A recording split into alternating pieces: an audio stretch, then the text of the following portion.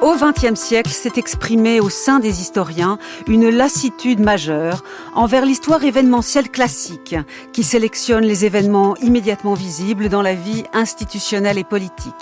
Beaucoup ont désiré creuser plus profond dans la vie des peuples pour comprendre les représentations qui sous-tendent les phénomènes de domination, mais aussi les brèches, voire les imaginaires de résistance. Géographie, climat, courants sociaux, croyances diverses, ceux non immédiatement visibles passionnent l'école des annales qui se crée en France dans les années 1920. À cette démarche, on serait tenté à première vue d'opposer le courant plus tardif de la micro-histoire qui, elle, s'intéresse aux situations individuelles, aux histoires de vie. Eh bien, on aurait tort. Pour les historiens de la micro-histoire comme l'italien Carlo Ginzburg, il s'agit, à travers les petites choses du quotidien, de trouver des indices révélateurs de la manière de penser d'une époque. Des indices souvent tus, réprimés, mais que l'historien peut retrouver. Or, tout cela n'est pas si loin des préoccupations de Lucien Febvre et Marc Bloch, fondateurs des Annales, qui eux aussi cherchaient à atteindre une dimension que Bloch appelait des révélations involontaires. Il y a des liens entre ces démarches, au moins autant que des différences. Nous y réfléchissons ce matin. Et c'est un grand honneur pour nous de recevoir ici Carlo Ginzburg en personne. Bonjour. Bonjour. Bienvenue. Merci. Vous êtes un des plus grands historiens de notre époque, professeur émérite de l'École normale supérieure de Pise. Avec Giovanni Levi, vous avez fondé le courant de la micro-histoire, non sans écho, aux travaux sur la classe ouvrière de l'historien britannique E.P. Thompson. Vous avez fait votre thèse, Carlo Ginzburg, sur la persécution d'un groupe de paysans du Frioul au XVIe et XVIIe siècle, accusés d'hérésie. Puis, en 1976, dans votre ouvrage « Le fromage et les vers », vous explorez le monde mental d'un meunier exécuté par l'Inquisition en 1599. Et dans le Sabbat des sorcières, vous poursuivez votre recherche sur la manière dont, en Europe, on a brisé les vies de personnes, souvent des femmes, accusées de sorcellerie.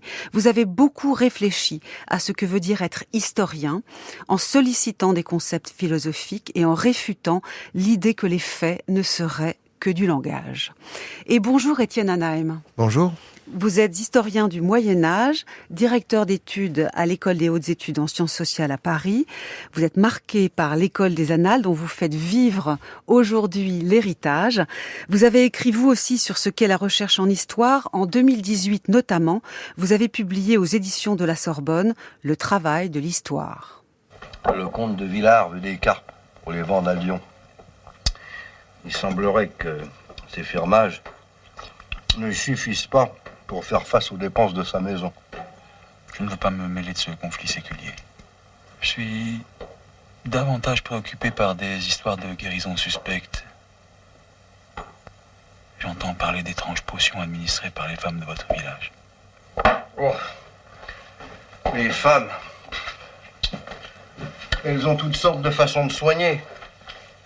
Elles accrochent des colliers d'ail au cou de leurs enfants, elles clouent des chauves-souris aux portes, c'est pas mon affaire. Ni la vôtre. C'est à cause de la trop grande faiblesse de certains de nos prêtres que les gens se laissent aller à des pratiques hérétiques. Il n'y a pas de mal dans ce que font nos femmes. Ce ne sont que des superstitions. Certains actes sont peut-être fondés sur des superstitions, mais ils peuvent conduire à l'hérésie. On doit prier devant des reliques, pas devant des gousses d'ail. Ici, personne n'adresse de prière à des gousses d'ail, frère Étienne. J'aimerais rencontrer la femme de la forêt. Quelle femme de la... Ah, vous voulez dire Elda? Cette femme est peut-être une sorcière. Elda, une sorcière. J'ai entendu parler de ces pratiques, elles sont suspectes. Tant de choses sont suspectes dans ce monde, mon bon frère.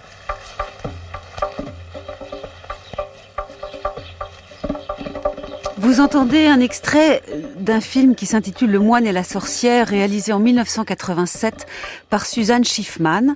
C'est un film inspiré des écrits de l'inquisiteur dominicain Étienne de Bourbon, datant du XIIIe siècle. Et on y voit certaines logiques de persécution de femmes accusées de sorcellerie. Carlo Ginzburg, c'est une période un peu antérieure à celle que vous avez travaillée, qui est plutôt au XVe, XVIe siècle. J'en profite donc pour vous poser cette question. Est-ce que l'historien doit faire attention à ne pas trop vite saisir de la continuité dans les processus historiques qu'il repère? Est-ce qu'il doit être attentif à garder le sens des surprises et le sens du nouveau à chaque période? Oui, c'est-à-dire que je pense que on peut aussi produire l'inattendu. Et c'est quelque chose que j'ai essayé de faire avec les documents d'archives. Alors, j'étais à Venise, dans l'archive d'État de Venise, et j'avais déjà choisi un sujet au sens large du mot, c'est-à-dire pas seulement, disons, le procès des sorcelleries, mais aussi l'idée de saisir les voix, les attitudes des femmes et des hommes accusés des sorcelleries. Derrière tout ça, il avait eu la rencontre avec le grand livre de Marc Bloch, c'est-à-dire Les Rois thaumaturges. Ça m'est arrivé en 1959. J'avais 20 ans, j'étais élève de l'École normale supérieure de Pise, et les livres à cette époque, les livres de Bloch, étaient presque oublié ou au moins marginé. Tout oui? à fait. Tout à fait. J'ai trouvé un exemplaire de la première édition Strasbourg 1924 à Pise par hasard, mais les livres n'avaient pas été réimprimés, il n'y avait pas de nouvelle édition, etc. Et disons, j'ai commencé à lire ce livre et j'ai trouvé ça extraordinaire, c'est-à-dire le fait que on pouvait imaginer un livre d'histoire conçu dans cette façon. Alors là, si vous voulez, il y a, disons, mon attitude rétrospective, c'est-à-dire que ce livre m'a poussé vers l'histoire, Oui. J'étais très conscient de ça, mais l'idée qu'il s'agissait d'une étude des cas, et que le cas impliquait aussi une généralisation, alors c'est quelque chose que je n'ai pas perçu à ces moments d'une façon très très claire, mais j'étais frappé par, disons, l'attention aux documents en tant que filtre d'un côté d'un complot.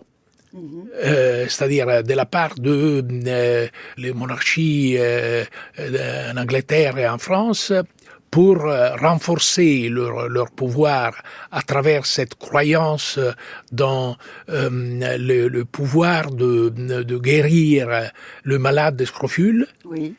Et de l'autre côté, à travers ces documents aussi, de saisir les attitudes, au moins d'une façon indirecte, les attitudes de femmes et d'hommes qui parcouraient des distances parfois énormes pour être touchés par les rois. Il y avait là quelque chose de double. Et d'une façon rétrospective, je pense que ça m'a marqué dans la longue durée. Oui. Derrière l'idée de choisir le sujet de procès des sorcelleries, il y avait en fait un film. Un autre film. Un autre film, oui. Oui. Ce grand film de Dreyer, Dies Irae. Et ce qui m'avait frappé dans ce film en noir et blanc, c'est le fait que d'un côté, il y a une vieille femme accusée d'être sorcière, et de l'autre côté, il y a de jeunes hommes, disons, habillés d'une façon très élégante, etc. Et ils parlent entre eux. Et évidemment, il s'agit d'une élite, des gens qui font part d'une élite. De l'autre côté, il y a une paysanne, et qu'est-ce que ça voulait dire? J'étais vraiment très frappé par ça. Mais de toute façon, il y avait aussi autre chose. J'ai décrit, disons, ce qui était inconscient d'une façon surprenante derrière la choix que je faisais, c'est-à-dire mes souvenirs d'enfance qui avaient transformé ce que j'étais dans un enfant juif. Or, j'avais pas compris à l'époque que essayer de saisir les attitudes et les voix des persécutés à travers le filtre des archives de l'acquisition, des archives de la persécution, était quelque chose de quand même paradoxal. Ce qui impliquait disons, une réflexion sur les méthodes de l'historien. Oui. Bon, ça m'est arrivé ensuite. Mais il y avait des livres, disons, dont j'étais conscient, qui m'ont poussé vers, disons, ce sujet. D'abord, le livre de Martino, Le monde magique. Oui. Ensuite, Carlo Levi, Chris s'est arrêté à Eboli. Et ensuite, les cahiers de prison de Antonio Gramsci. Oui. Avec ses réflexions sur la culture des classes subalternes. Alors, j'ai commencé à travailler sur les procès des sorcières, etc., dont je ne savais rien.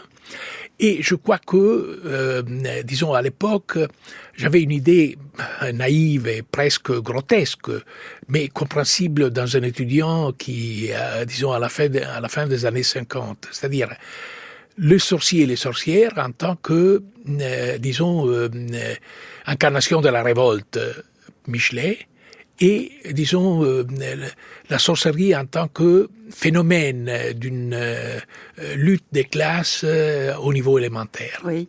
Alors, j'ai commencé à travailler dans les archives. C'est Delio Cantimori, le grand historien, qui m'a poussé vers les archives de Modène. Et là, à un certain moment, j'ai trouvé un procès qui, disons, tout d'un coup, me paraissait une confirmation de mon hypothèse. C'est-à-dire, une paysanne, Chiara Signorini, accusée d'être sorcière parce que elle avait été chassée par la dame qui était la propriétaire d'un champ, et il y avait cette accusation. Mais en fait, lorsque j'ai publié le premier article sur ces cas, les titres étaient différents. Sorcellerie et piété populaire. Oui. Pourquoi? Parce que Chiara Signorini, à un certain moment, dit « Oui, j'ai fait ça ». Elle était poussée par, disons, les questions suggestives et la torture aussi de l'inquisiteur. Oui, j'ai fait ça, mais j'étais poussé par la Vierge. La Vierge. Oui, elle était belle, rubiconde. Alors il y a cette description et j'étais frappé par quoi? Par le fait que, disons, dans un document contrôlé par, disons, l'inquisiteur et les notaires de l'Inquisition, il y avait quelque chose qui émergeait entre les lignes, c'est-à-dire quelque chose qui n'était pas contrôlé, quelque chose qui était inattendu. C'est-à-dire... Ça se trouve dans un texte, dans un document judiciaire, c'est comme si involontairement, c'est un terme que vous employez souvent, et Marc Bloch aussi, on va y revenir, puisqu'il vous a tant marqué, ce sont des petites choses, des documents qui servent à autre chose qu'à penser l'histoire, qui servent à un procès judiciaire. Vous sentez là, je serais presque tentée de dire, comme le motif dans le tapis de Henry James, c'est-à-dire tout d'un coup quelque chose de très important sur l'époque se révèle dans un document presque involontairement. Oui, mais petite ou grande. Dans le sens que, lorsque j'ai vu cette confirmation, entre guillemets, de mon hypothèse, j'étais déçu. Ah. Parce que j'ai pensé, oui, c'est trop facile, etc. Alors, j'ai commencé un tour d'archives en Italie pour retrouver, disons, des archives de l'Inquisition, et j'ai commencé à Venise. Alors, à Venise, j'ai commencé, comme j'ai écrit il y a longtemps, à jouer ce que j'ai appelé ensuite la roulette vénitienne. C'est-à-dire que j'entrais dans les archives, je dirais, et il y avait disons, un fond remarquable, mais une centaine de boîtes. Et alors je disais 3, 4, 50, 86. Et à ce moment-là, j'ai commencé à feuilleter. Il n'y avait pas de traces, à l'exception d'un inventaire rédigé à la fin du 19e siècle. Mais c'était quelque chose de très sommaire, c'est-à-dire qu'il y avait les noms des accusés, parfois, l'accusation, mais d'une façon très, très sommaire, c'est-à-dire sorcellerie, blasphème, hérésie. Bon. Alors, à un certain moment, j'ai commencé à feuilleter un petit fascicule fin 15e siècle, 16e siècle, où il y avait un inquisiteur qui interrogeait un bouvier, un jeune bouvier du Frioul. J'étais pas conscient à ce moment-là que le Frioul était tout à fait crucial. Oui. Alors, le jeune Bouvier Meneghino dalla Tisana a commencé à répondre à une question tout à fait inattendue pour moi et pour lui aussi. C'est-à-dire, on dit que vous êtes benandante. Mais qu'est-ce que ça veut dire benandante? Benandante, je n'avais jamais entendu ce mot. La signification était claire, c'est-à-dire ceux qui vont pour le bien, etc. Pour essayer de châtier les 10 sorciers, ils savent, c'est pas ça? Non, c'est-à-dire que... Je résume un peu abruptement. Alors, il y a la surprise et la lecture lente. C'est-à-dire, alors je trouve, disons, cette question inattendue. Et encore plus inattendue, c'était la réponse de Meneghino, qui dit, après quelques hésitations, etc., oui, je suis benandante parce que, comme les autres benandantes, je suis né coiffé. Et nous sortons un esprit pour lutter contre les sorciers et les sorcières dans les prés de Josaphat, avec des branches de fenouil. Et, disons, ce qui est l'enjeu, c'est la fertilité des récoltes. Si nous gagnons, il y aura une bonne récolte. Si les sorciers et les sorcières vont gagner, ce sera la famine. Alors, j'ai lu ça, j'ai fermé les fascicules, je suis sorti et j'ai commencé à me promener à côté de l'archive, c'est-à-dire vers Santa Maria dei Frari. Et j'ai fumé des cigarettes. À l'époque, j'ai fumé des cigarettes. Et je rappelle ce détail ridicule parce que je mesure la distance par rapport à ces moments qui a, disons, été le moment crucial dans ma trajectoire. Et j'avais trouvé ce document tout à fait exceptionnel, mais dans le sens que l'écart entre les attentes de l'inquisiteur et les réponses du benandante était incroyable. Quelque chose qui je n'avais jamais rencontré dans les procès des sorcières que j'avais lus. Ensuite, j'ai continué mon tour à travers l'Italie et l'étape successive, c'était Udine, parce que je savais qu'il y avait un fond remarquable des procès d'inquisition dans le palais arcivescovile, où il y a ces fresques magnifiques de Tiepolo. Et on m'a dit, non, c'est pas accessible. Alors, je suis allé à la bibliothèque communale et là, par hasard, j'ai trouvé un document, c'est-à-dire un livre manuscrit rédigé par un inquisiteur au début du XVIIIe siècle, avec une liste, avec des résumés en latin du premier millier de procès d'inquisition célébrés en Frioul. Alors j'ai commencé à parcourir ça. C'était un peu comme, disons, il avait été volé de l'archive épiscopale. Et bon, c'était un peu comme, disons, lire un menu extraordinaire, mais le banquet n'était pas accessible. Ensuite, j'ai pu commencer à travailler sur ces procès.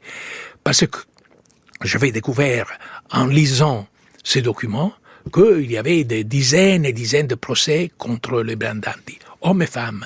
C'est-à-dire que là, il y avait, disons, une bifurcation. Les hommes se battaient en esprit contre les sorciers et les sorcières.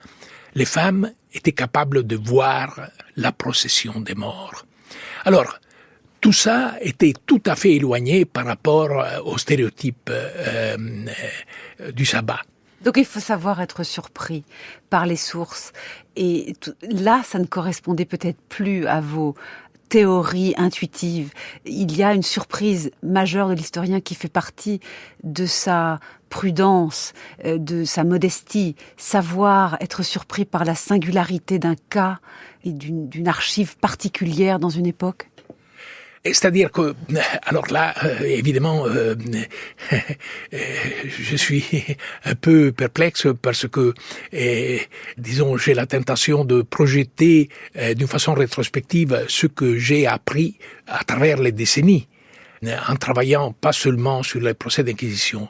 C'est-à-dire que, évidemment, il y avait, disons, des attitudes, de filtres, conscients et inconscients.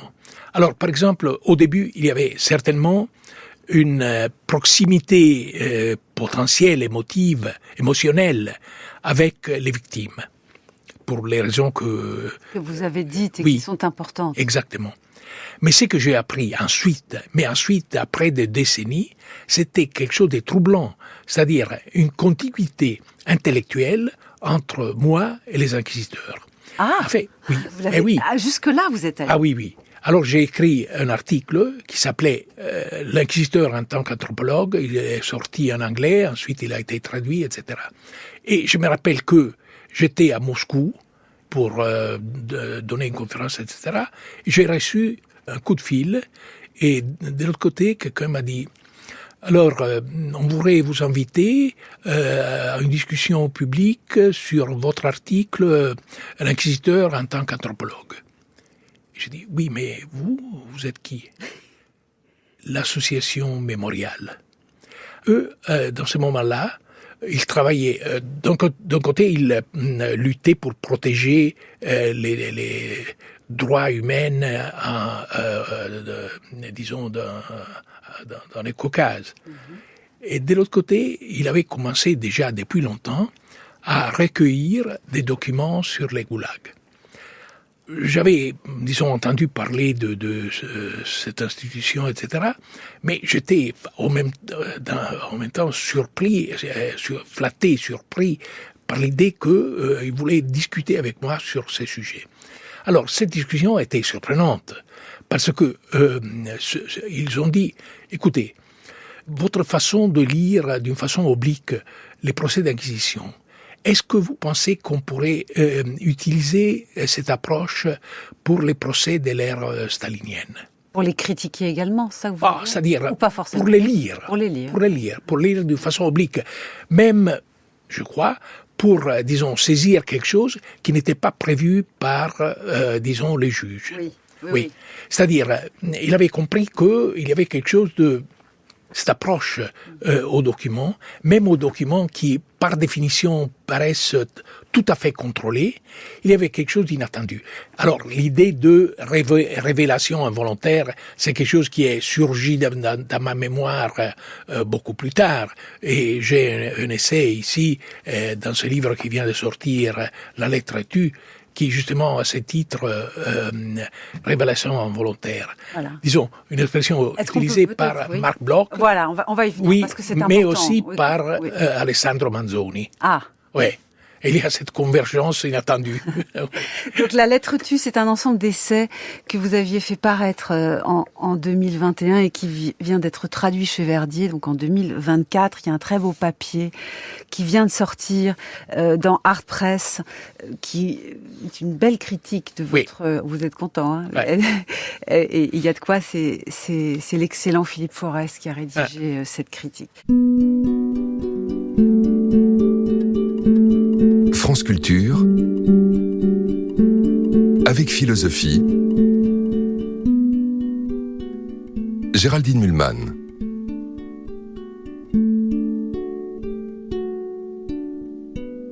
Merci, Carlo Ginzburg, pour cette trajectoire que vous avez rappelée, ce rapport à la surprise dans votre métier d'historien. Étienne Hanheim, moi, ce qui m'étonne et m'intéresse beaucoup, là, vraiment, c'est le rapport que j'ignorais, en tout cas dans toute son acuité, de Carlo Ginzburg à Marc Bloch.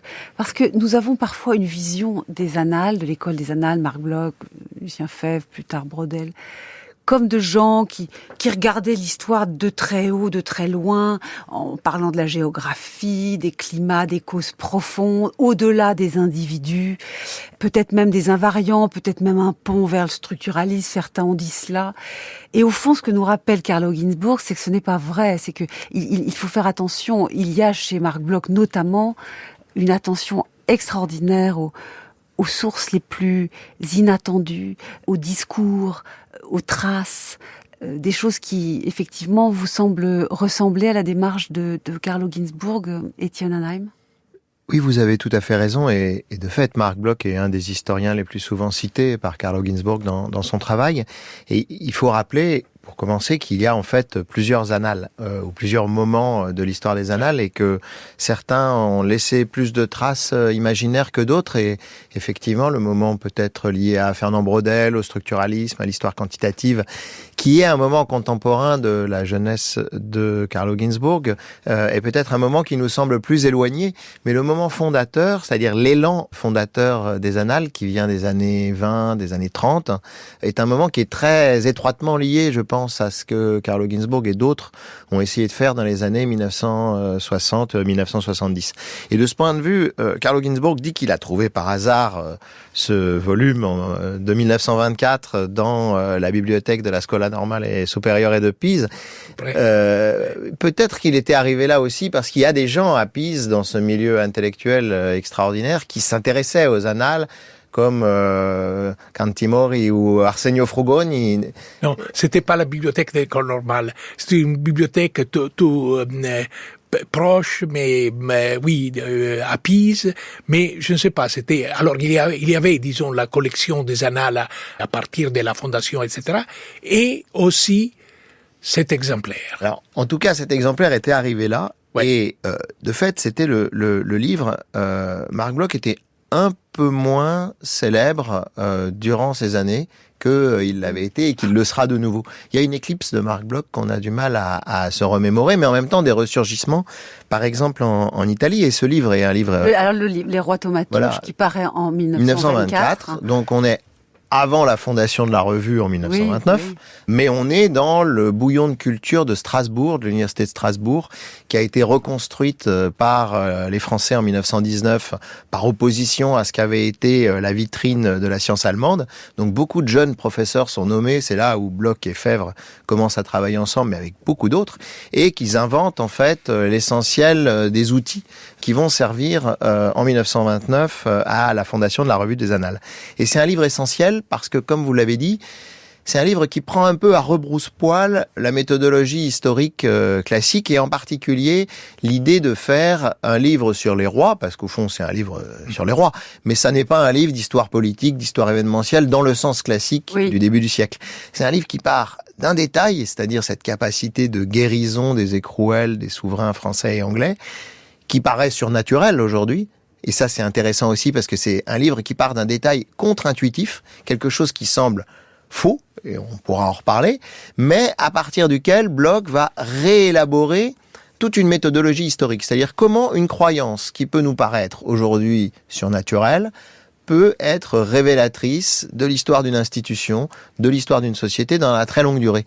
Et c'est ça qu'on retrouve dans ce que Carlo Ginzburg a dit tout à l'heure, c'est-à-dire cette façon contre-intuitive qu'ont les historiens et les historiennes de travailler en partant de quelque chose qui peut être faux, factuellement, mais qui peut être réinvesti d'un travail historique et qui est révélateur de quelque chose. C'est-à-dire que le travail des historiens, ça n'est pas simplement de trier le vrai et le faux. Ça ne veut pas dire que le vrai et le faux ne sont pas importants, mais trier le vrai et le faux, ça pose des questions non seulement de discrimination des faits, mais aussi d'interprétation de ce qui peut nous paraître faux. C'est-à-dire, au fond, pourquoi les gens ont cru, et pourquoi ils ont cru aussi longtemps à des choses qui peuvent nous paraître aujourd'hui surnaturelles, mais qui avaient une signification pour les sociétés anciennes.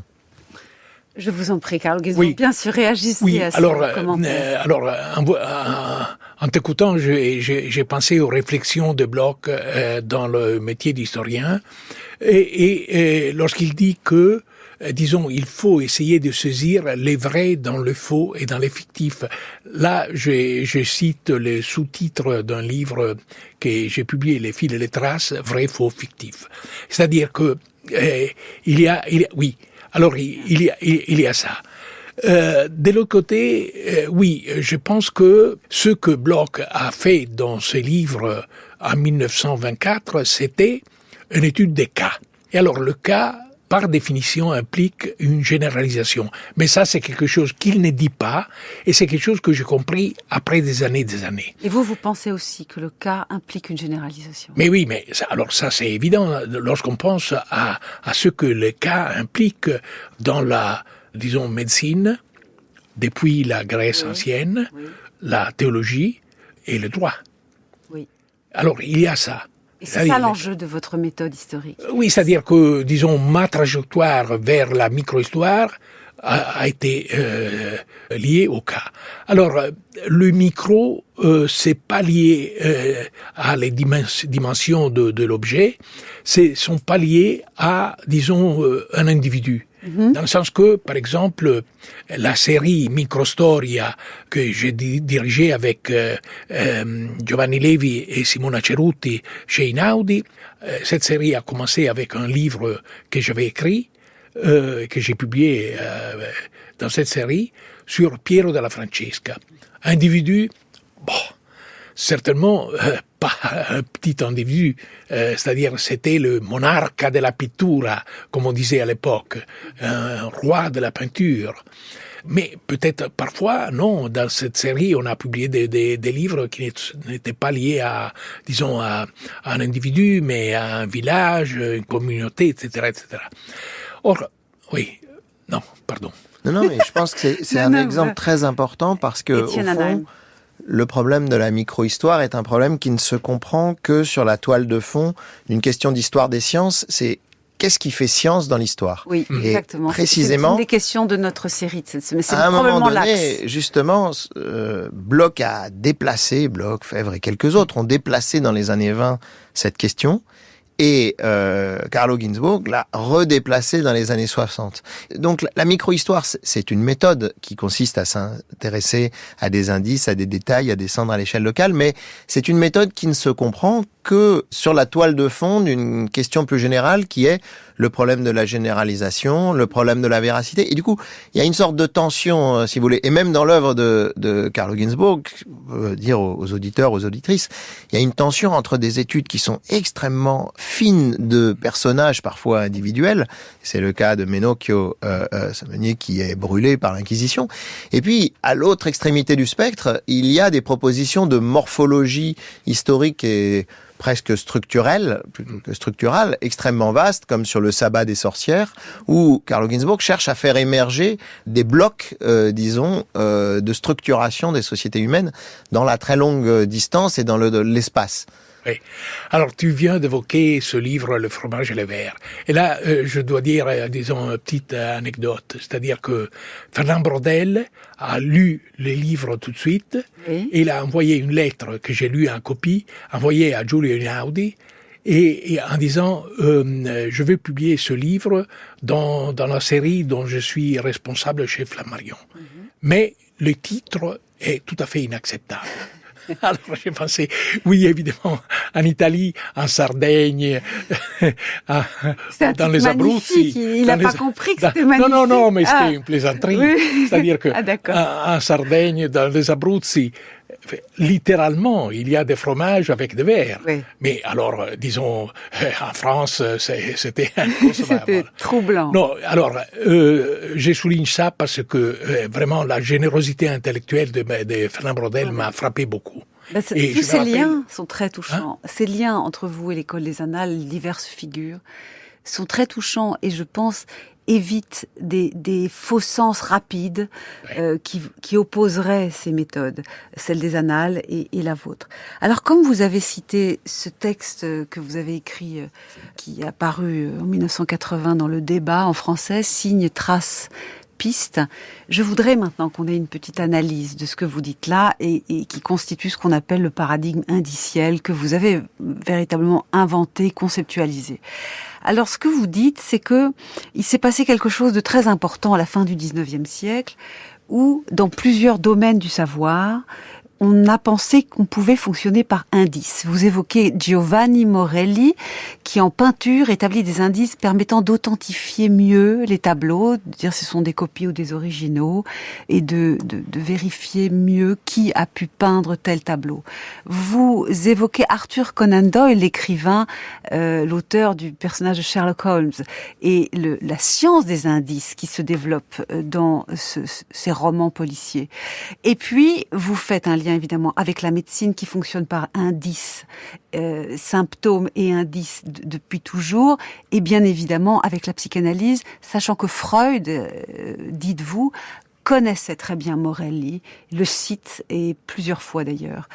Qu'est-ce que cette méthode des indices redistribue comme diraient les philosophes, épistémologiquement? Qu'est-ce que ça change dans la connaissance de l'histoire par rapport au traitement traditionnel des sources?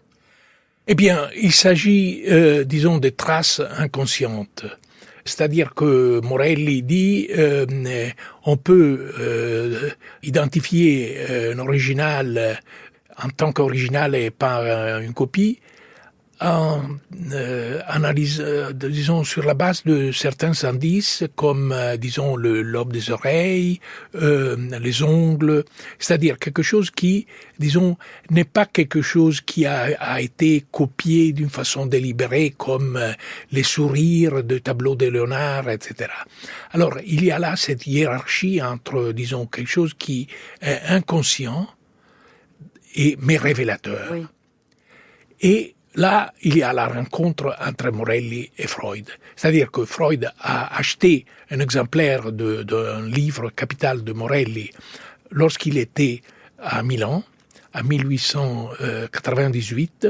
Le livre est à Londres, dans les fragments de la bibliothèque de Freud lorsqu'il a dû quitter Vienne. Oui. Et Freud a signalé la dette intellectuelle de la psychanalyse à l'égard de l'œuvre de Giovanni Morelli dans un article qu'il a publié d'abord d'une façon anonyme sur les Moïse de Michel-Ange. Oui, en 1914. Et ensuite, il a, disons, republié l'article avec son nom. Et ensuite, il y a, disons, Conan Doyle. Il y a aussi un détail oui. Il parle des oreilles d'ailleurs. Il y a une nouvelle, La boîte en carton, où il faut analyser de près les oreilles coupées qu'une vieille dame reçoit par la poste. Exactement.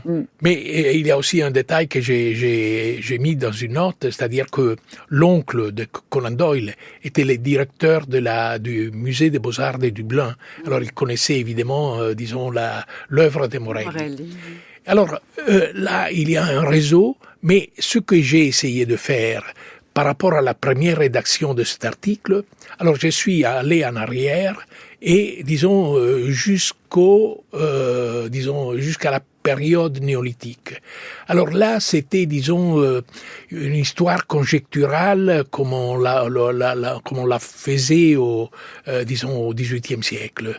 Et j'ai essayé de montrer que, bon, il y a eu continuité, discontinuité, mais, disons, une attention aux traces, etc., et aussi une tentative d'utiliser ces traces dans des perspectives différentes. Alors, il y a le cas, disons, typique des empreintes digitales, qui faisaient partie de la culture d'une population indienne, etc., mais qui ont été récupérées par les colonisateurs en tant qu'instrument de contrôle. Cette question du traitement des sources est importante. J'aimerais bien savoir comment vous, aujourd'hui, Étienne Hanheim, vous qui connaissez l'école des Annales, connaissez aussi très bien l'œuvre de Carlo Ginzburg, comment, aujourd'hui, tout ce qu'a apporté le paradigme indiciel de Carlo Ginzburg, comment ça travaille la science historique? Et si vous me le permettez, ce que dit aussi Carlo Ginzburg, c'est que tout cela renvoie à d'autres débats, déjà du début du XVIIe siècle, où il y avait le paradigme de la science qui était celui de Galilée. Les mathématiques, c'est sans odeur ni saveur, il n'y a pas de choses sensibles là-dedans.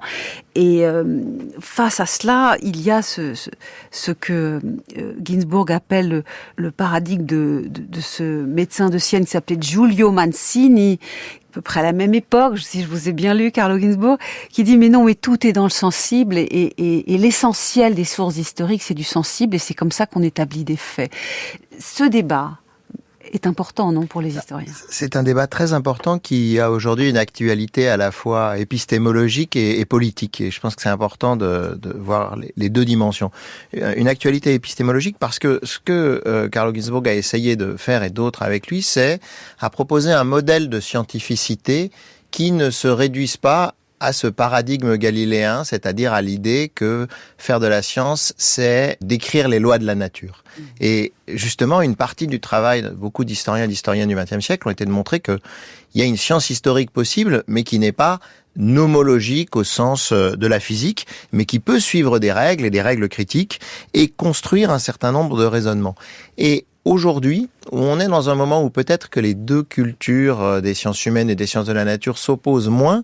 Je pense que c'est un enjeu épistémologique essentiel parce qu'aujourd'hui, on est sur toute une série de confronts, les sciences de l'environnement, les sciences du corps et le fait que la médecine ait joué un rôle tellement important dans le développement de cette réflexion chez Carlo Ginzburg est révélateur. On est dans des mondes où, au fond, les sciences humaines et les sciences de la nature s'interpénètrent et on doit repenser des modèles de scientificité. Et de ce point de vue, les propositions de Carlo Ginzburg sont très importantes. Ça, c'est l'aspect épistémologique. Mais en même temps, derrière, on voit bien qu'il y a un aspect que je dirais politique, parce que aujourd'hui la science est attaquée de 1000 façons, les conclusions de la science sont attaquées elles aussi, et donc la question de savoir à un moment donné ce qui fait science et ce qui fait démonstration, ce qui est acceptable pour une communauté scientifique, mais aussi entendable pour une communauté politique qui parfois voit des conclusions qui lui sont déplaisantes, et c'est le cas dans le domaine du climat.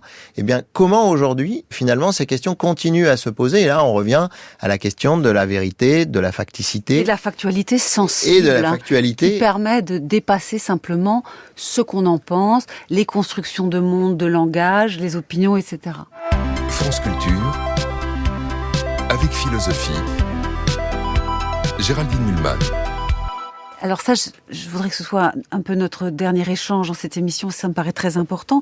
Carlo Ginzburg, aujourd'hui, vous le dites vous-même, vous le dites dans l'entretien que vous avez donné à Philippe Forest dans cet article d'Art Press, vous le dites dans la préface que vous avez faite à ce recueil de textes qui vient de paraître chez Verdier. Les faits aujourd'hui, avec les deepfakes, avec l'extraordinaire difficulté à croire ce qu'on nous raconte, ce qui peut être positif. Le scepticisme a quelque chose de positif, mais quand ça devient systématique, le fondement de ce qui nous permet de croire est devenu malade. Est-ce que vous diriez, vous feriez l'apologie aujourd'hui du travail de recueil des données sensibles? Et est-ce que c'est cela qui vous a opposé, par exemple, à Hayden White, qui était un historien dans les années 70, qui disait les faits, c'est toujours un univers de langage, les faits sont du langage. Vous n'étiez pas d'accord avec ça. Et c'est très riche, la position que vous avez eue à ce moment-là. Pour nous, aujourd'hui, ça me paraît très important. Oui, alors bon, il y a eu, disons, un débat, lorsque Hayden White est venu à UCLA, il a présenté ses thèses, et j'étais dans le public, alors j'ai posé une question, j'ai des objections, etc. Ça a été un débat très dur, très poli, mais ça a laissé des traces. Je crois qu'il y a 2 livres sur ces débats. Ce qui est insolite. Oui. Mais, disons, je pense, et là c'est plutôt récent, que, en fait, Hayden White ne donnait pas une grande importance à ce qu'on appelle le fait ou la réalité, etc. Il a donné une interview, ce que j'ai appris après sa mort, un journal italien, Il Manifesto. Et alors, ils ont posé la question, qu'est-ce que vous pensez de, disons, votre débat avec Carlo Ginzburg? Alors il a dit, oui, il a une conception biblique. Bon, je sais pas. Biblique? Alors biblique. C'est du sensible que vous invoquez. Non, attendez. Biblique de la vérité. Je ne sais pas qu'est-ce qu'il voulait dire. Mais de toute façon, il a écrit un livre, Le fromage et le verre, qui est en fait un livre de fiction. Il y a seulement quelques lignes, il a écrit un livre là-dessus. Alors, tout ça est absurde. Disons, les actes de 2 procès contre Menon qui ont été publiés, plus de 200 pages. Alors, c'est scandaleux, si vous voulez. Mais de toute façon, il y a quelque chose de plus sérieux derrière ça. C'est-à-dire le fait que, disons, la réception globale de ces thèses sceptiques ou néo-sceptiques est quelque chose de troublant et, à mon avis, c'est quelque chose qui a, disons, je dirais d'une façon rétrospective, a faibli la résistance aux fake news. Et alors ça, c'est vraiment quelque chose qui nous touche tous aujourd'hui. Et j'aimerais bien qu'Étienne Hanheim, avec son expérience dans sa génération, aujourd'hui en histoire, nous dise comment comment vous vivez cette époque où on croit si mal et si peu. Et ce que vient de dire là Carlo Ginzburg est terrible. Alors le débat entre Carlo Ginzburg et Hayden White a été un débat structurant pour les gens comme moi qui ont commencé à faire de l'histoire au début des années 1990. Et il faut comprendre qu'il se situe dans une très longue durée. C'est-à-dire que la critique des faits, c'est le métier des historiens. Oui. Donc mettre en doute la réalité de ce qui est écrit en disant que parfois ce qui est écrit est faux ou qu'il faut le critiquer, c'est une base de la méthode critique. Et à un moment donné, il y a une sorte d'emballement d'une partie c'est-à-dire le moment où finalement, face au dogmatisme qui a pu être le cas dans la plupart des sciences au XXe siècle, s'élève une sorte de scepticisme radical qui détruit la base même, disons, de la construction du savoir. Est-ce que le scepticisme peut avoir de très sain, comme vous venez de le dire? C'est un emballement. Et un élément de cristallisation de ça, c'est le débat sur le négationnisme. C'est-à-dire qu'il faut comprendre qu'il y a là tout le temps des moments de croisement entre le politique et l'épistémologique. Il y a un moment donné où on dit, voilà, il faut critiquer les faits, mais quand on se trouve face à des gens qui nient la réalité de l'Holocauste, alors que devient le discours méthodologique de l'historien qui dit qu'il faut critiquer les faits?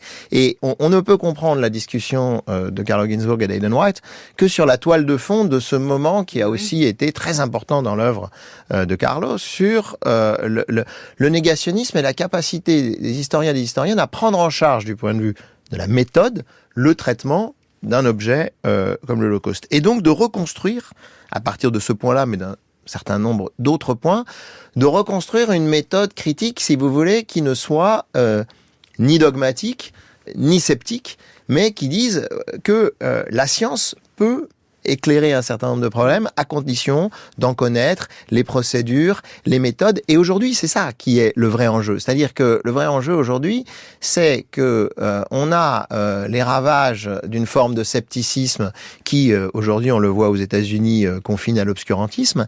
Et d'un autre côté, la tentation de la restauration d'un néo-dogmatisme où il s'agirait de positivisme, de dire non, mais en fait, la vérité, on sait ce que c'est et la vérité, c'est comme ci, c'est comme ça, c'est comme ça. Or, notre enjeu pour nous, je dirais, là où nous avons collectivement, tous les scientifiques de toutes les disciplines, une tâche d'élucidation à mener, c'est de dire, entre le néo-dogmatisme et le scepticisme obscurantiste, il faut expliquer ce qu'est la science, comment elle se construit, patiemment, lentement, avec des erreurs, avec des errances, mais c'est ce que nous avons de mieux, je dirais, pour connaître le monde dans lequel on vit. Et c'est ça, je pense, une des grandes leçons de Carlo Ginzburg. Carlo Ginzburg. Oui. Alors, merci Étienne Anheim. Deux remarques. D'abord, dans un essai que j'avais lu de Hayden White avait écrit que, disons, ce que les négationnistes comme Faurisson disaient, c'était quelque chose de intolérable du point de vue éthique, politique, mais il ne pouvait pas, disons, démontrer que c'était faux. Alors ça c'est incroyable. J'ai pensé tout de suite au grand essai de Pierre Vidal-Naquet. Merci de citer ce matin. Article, oui, un Eichmann de papier que j'ai commencé à lire avec un sentiment tragique en réfléchissant sur les parents de Pierre Vidal-Naquet, etc. Mais il a essayé de montrer, et il a démontré, si vous voulez, quelque chose qui était, si vous voulez, évident, mais il a voulu démontrer que il y a eu, disons, extermination des Juifs en tant que geste délibéré et massif. Avec des preuves sensibles. Oui, exactement. Le chambre à gaz, etc. Mais l'attitude de Hayden White n'était pas nouvelle. C'est-à-dire que il y avait, disons, un scepticisme, un pyrrhonisme qui, en fait, avait des précédents. Et contre le pyrrhonisme, l'antiquaire a été, disons, un phénomène qui a analysé les traces, etc., comme a démontré Arnaldo Momigliano dans un article magnifique. L'antiquaire qui retrouve des traces sensibles, c'est ça que vous dites? Oui. Et justement, Momigliano, dans cet article en 1950, a écrit « L'histoire, comme nous la concevons, c'est, disons, la convergence de l'histoire philosophique à la Voltaire et, disons, l'antiquaire. » Or, Momigliano a été, disons, indulgent à l'égard de Hayden White. Mais je pense que, disons, tout ça a contribué, comme je disais, à une faiblesse à l'égard des fake news. Je vous laisse le dernier mot, Étienne Hanheim, vous qui êtes un jeune chercheur en histoire et qui est arrivé dans cette époque où...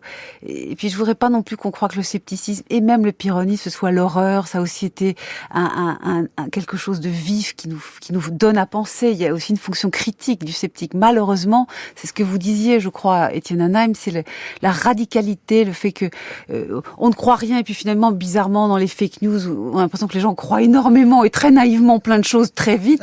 C'est ça. On croit rien et en même temps on croit n'importe quoi. Et d'ailleurs, si Marc Bloch a écrit Les Rois thaumaturges en 1924, c'est parce qu'il avait avant écrit un célèbre article sur les fausses nouvelles de la guerre en 1921, où il dit que dans les tranchées, les gens croyaient toutes les rumeurs. Et donc c'est tout à fait ce texte-là et d'autres qu'on peut relire aujourd'hui 100 ans plus tard. C'est-à-dire comment avoir une économie de la croyance et une éducation à la critique où il s'agit ni de croire tout ce qu'on dit, ni en même temps de douter de tout. Et de ce point de vue, la question de la science, je l'entends au sens fort ici, parce que la science a été parfois un discours de domination, d'appropriation, mais en même temps, c'est de la science que peut venir aujourd'hui, je pense, un éclairage qui est à la fois un éclairage politique, éthique, épistémologique et démocratique, disons-le. Je vous remercie beaucoup.